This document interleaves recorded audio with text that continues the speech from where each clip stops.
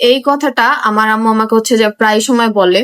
তো কথাটা হচ্ছে যে একদিন মসজিদের বাহিরে একজন চোর আর একজন ইমানদার ব্যক্তি অজুখানায় হাত মুখ ধুইতেছিল, মানে চোর ব্যক্তি হচ্ছে যে হাত মুখ ধুইতেছিল আর ইমানদার ব্যক্তি হচ্ছে যে উজু করতেছিল, মসজিদে নামাজ পড়তে যাবে তাই।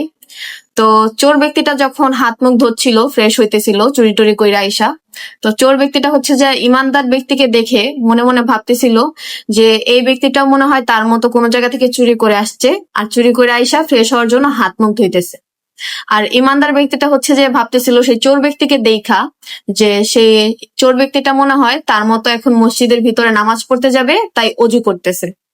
তো এটা দিয়ে কি বুঝলেন? এটা দিয়ে এটাই বোঝা হইলো যে যে যেমন সে আপনাকে ঠিক তেমনটাই ভাববে।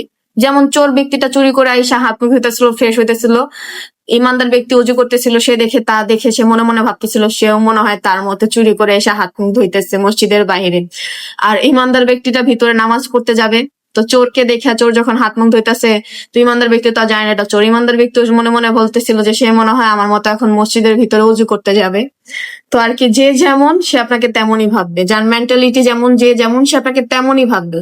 শুধু শুধু কে কি ভাবলো কে কি বললো এটা চিন্তা করে কোনো লাভ নাই। যে যেমন সে আপনাকে তেমনই ভাববে।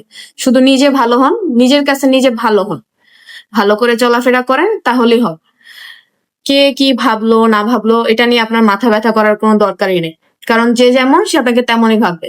একজন ভালো মানুষ আপনাকে ভালো ভাববে আর একজন খারাপ মানুষ আপনাকে খারাপই ভাববে তার মতো।